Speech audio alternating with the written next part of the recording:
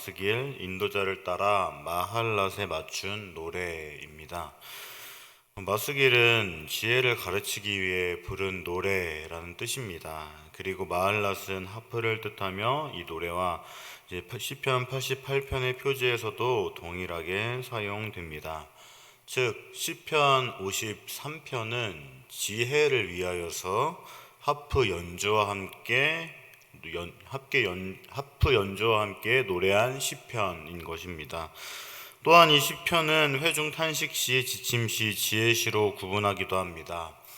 그렇다면 시편 53편의 구조를 알아보겠습니다. 53편의 구조를 보면 A는 악인의 세계관, B는 선한 사람들이 사라짐, C는 의인을 핍박함, B 다시는 악한 사람들이 사라짐, A 다시는 의인의 세계관이라고 볼 수 있습니다. 즉 교차 대꾸법으로 시편 53편은 아주 전형적인 히브리시의 구조를 갖고 있습니다.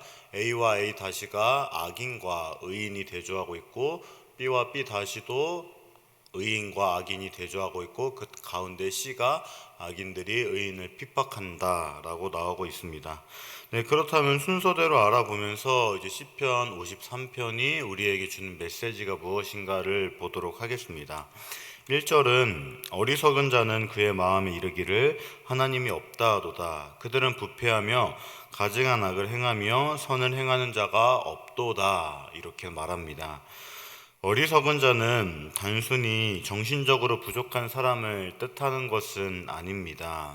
성경에서의 어리석은 자는 무신론자, 즉 하나님이 없다라고 생각하는 사람들을 지칭합니다. 이것은 다른 시편과 지혜 문헌에서도 어리석은 자는 악인이라는 뜻으로도 많이 사용되기도 합니다. 머리가 영특하고 많은 지식을 지녔을지라도 하나님을 아는 삶에 대하여서 아는 것이 없는 사람을 바로 어리석은 자라고 표현하는 것입니다. 그러므로 이 단어는 윤리적인 결함을 강조하는 단어라고 볼 수 있습니다. 어리석은 사람은 마음속에서 하나님을 제거한 사람입니다. 하나님이 이 세상에 없다고 생각하는 것입니다. 그래서 그들은 최후에 있을 심판도 두려워하지 않은 채 의인을 괴롭히고 악만을 일삼는 사람들입니다. 하나님이 없는 그들의 삶에는 선행도 없습니다. 그러므로 기자는 없다라는 단어를 계속해서 사용하며 하나님이 없으면 선행도 없다는 사실을 강조하고 있습니다. 선지서에서도 이 어리석은 사람은 하나님을 두려워하지 않고 사회적 약자를 박해하고 착취하고 부를 누리는 자들을 지칭하기도 합니다. 그러므로 성경은 삶과 고백이 동떨어진 자들을 어리석은 자라고 표현하는 것입니다. 잘못된 전제에 근거하여 잘못된 행동을 하는 사람들입니다. 그들은 지혜가 없습니다. 지혜가 있었더라면 그들은 하나님을 삶의 중심으로 두었을 것입니다. 연약한 사람을 돌봤을 것입니다. 그러나 어리석은 자들은 부패하고 행실이 가증해서 선이라고는 찾을 수 없습니다. 그들은 세상을 심판하시는 하나님이 없다고 확신하기 때문입니다. 그래서 2절과 3절은 하나님이 하늘에서 인생을 굽어살피사 지각이 있는 자와 하나님을 찾는 자가 있는가 보려 하신즉 각기 물러가 함께 더러운 자가 되고 선을 행하는 자가 없으니 단 한 사람도 없도다 이렇게 말합니다. 하나님이 없다고 말하는 어리석은 사람은 이신론자였습니다.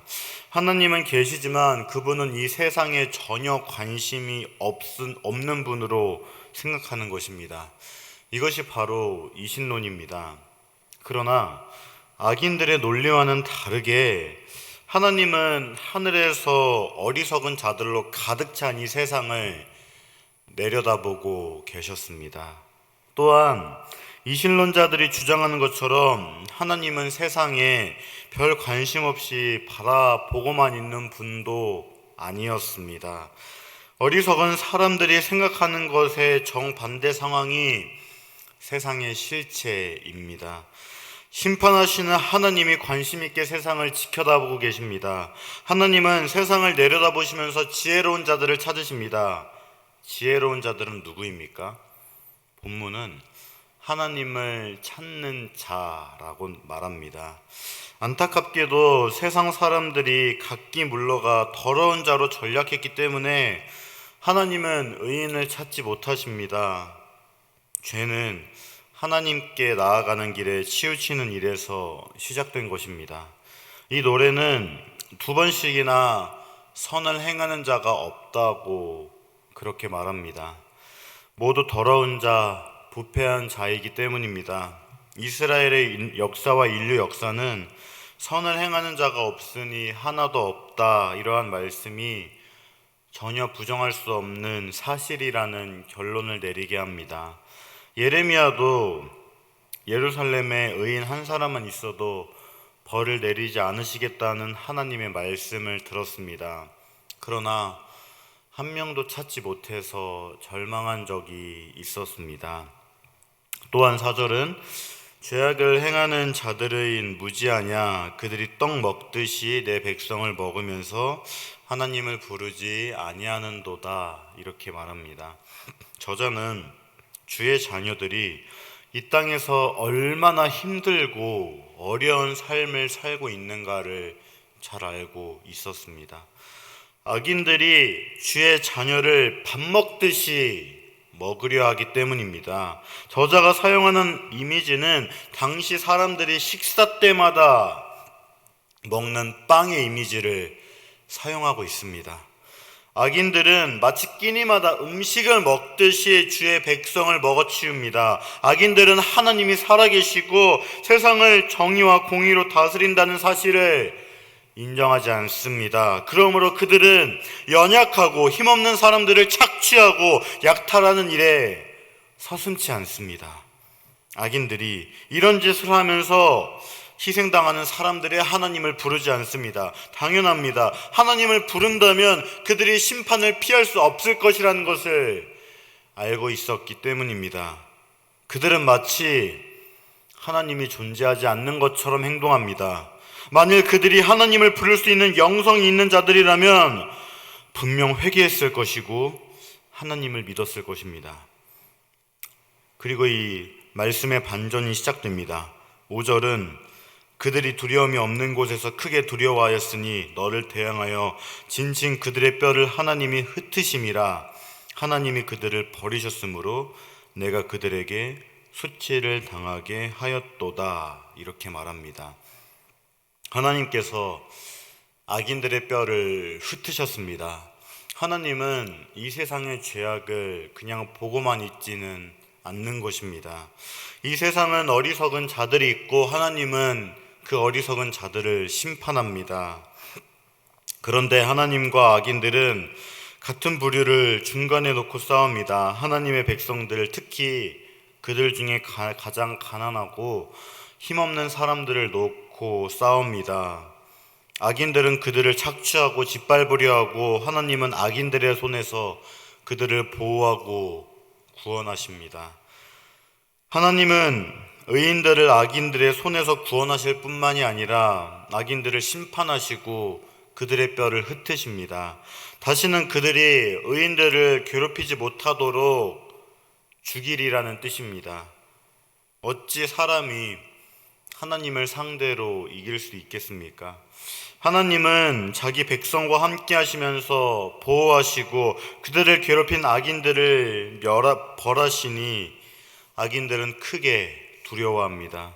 그들은 하나님이 없는 세상은 자신들이 마음대로 할 수 있는 곳이라고 생각하여 어떠한 두려움도 없이 설쳤습니다. 그러나 현실은 그들이 생각했던 것과 전혀 달랐습니다. 하나님은 엄연히 살아계시고 그들이 희생양으로 삼았던 연약한 자들의 편에 서 계셨던 것입니다. 그러므로 악인들은 원래 두려움이 없는 곳에서 심판하시는 하나님 때문에 크게 두려워하기 시작했습니다. 하나님의 심판은 주님이 악인을 버리고 가난한 의인을 선택하셨다는 의미를 지닙니다. 그러므로 버림받은 악인들은 선택받은 의인들로 인해 수치를 당합니다. 악인들은 생각하기를 자기들이 세상에서 가장 존귀한 자들이라고 생각했습니다. 그러나 정작 하나님께서 그들을 천하다 하시고 그들을 버린 의인을 선택하셨습니다. 그러므로 하나님의 선택은 핍박받은 의인들이 그들을 핍박하는 악인들에게 큰 수치를 안겨주는 결과를 초래하였습니다. 그리고 6절은 시온에서 이스라엘을 구원하여 줄 자 누구인가? 하나님이 자기 백성의 포로된 것을 돌이키실 때 야곱이 즐거워하며 이스라엘이 기뻐하리로다. 이렇게 마무리합니다. 비록 세상은 악인들이 성행하는 곳이 되었지만 그들은 결코 이 세상을 장악하지 못할 것입니다. 하나님이 절대 내버려 두지 않을 것입니다. 하나님은 절대 그러한 일을 허락하시지 않습니다. 사실 악인들은 두려워하고 있습니다. 이 세상은 의의 하나님의 소유물이며 언젠가는 자신들이 저지른 죄에 대한 대가를 치러야 한다는 그 사실을 알고 있기 때문입니다. 이러한 사실을 포착한 시인은 기도합니다. 시온에서 이스라엘을 구원하여 줄 자 누구인가? 하나님이 자기 백성의 포로된 것을 돌이키실 때에 야곱이 즐거워하며 이스라엘이 기뻐하리로다. 시인은 이 노래를 통해 악인이 성행하는 이 세상에서 의인이 무엇을 보고 어디서 위로를 얻어야 할 것인지를 말하고 있습니다. 비록 우리 피부에 당장 느껴지지는 않더라도 하나님은 매우 관심 있는 눈으로 이 세상을 보고 계십니다. 하나님은 꾸준히 의인을 찾으시며 의인의 편에 서 계십니다. 하나님이 찾으시고 보호하시는 의인이 누구입니까? 본문은 시온과 이스라엘과 야곱을 언급합니다. 즉 하나님의 백성, 하나님을 아는 백성이라는 것입니다. 그러므로 하나님이 없다고 주장하는 악인들과 대조를 이루는 의인들, 즉 하나님을 아는 주의 백성입니다. 하나님은 가난하고 비천한 사람들을 놓고 악인들을 심판하십니다. 결과는 뻔합니다. 포기를 모르는 악인들이 죽기 살기로 하나님이 없다며 그렇게 살아갑니다.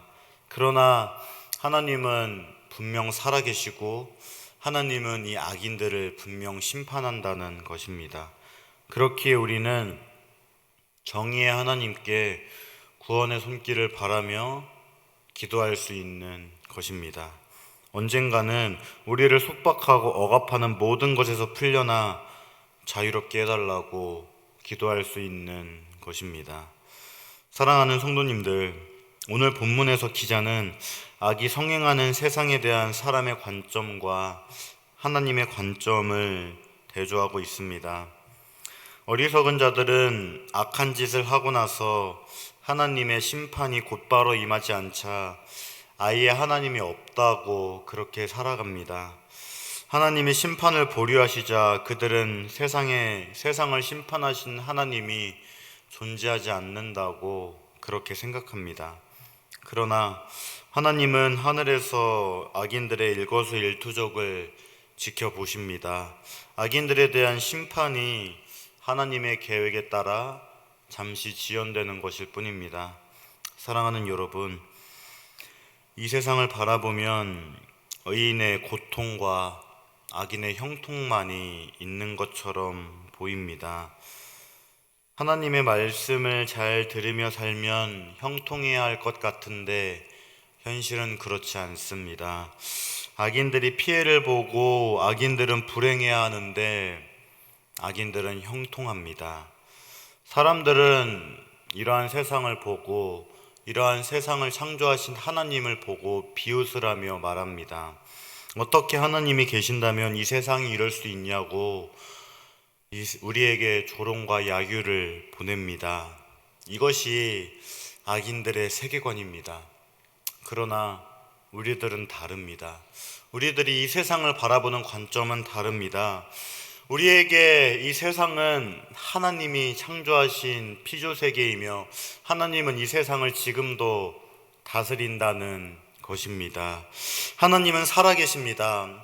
살아계신 하나님께서 자신의 그 선하신 계획과 뜻에 따라 이 세상을 섭리하시고 이 세상을 보존하시고 이 세상을 다스리십니다. 이것이 우리의 세계관이고 이것이 우리의 신앙 고백이고 이것이 우리의 믿음입니다. 그리고 하나님이 마지막 날에 이루실 심판, 이 또한 반드시 임한다는 것입니다. 사랑하는 여러분, 부조리한 세상에서 하나님을 바라보시기 바랍니다. 세상 사람들이 이 세상에 대하여서, 하나님에 대하여서 어떻게 말하든지 간에 우리의 세계관은 성경에 있어야 하는 것입니다. 그래서 하나님 앞에 부끄럽지 않는 삶을 사는 여러분들이 되기를 주님의 이름으로 간절히 소망합니다. 이 말씀을 기억하며 기도하도록 하겠습니다. 첫째, 악인들이 형통한 세상이라 할지라도 하나님의 말씀대로 살아가게 하여 주시옵소서. 두 번째, 의인들이 고통받는 세상이라 할지라도 하나님의 말씀대로 살아가게 하여 주시옵소서. 이러한 기도 제목으로 다 함께 기도하겠습니다.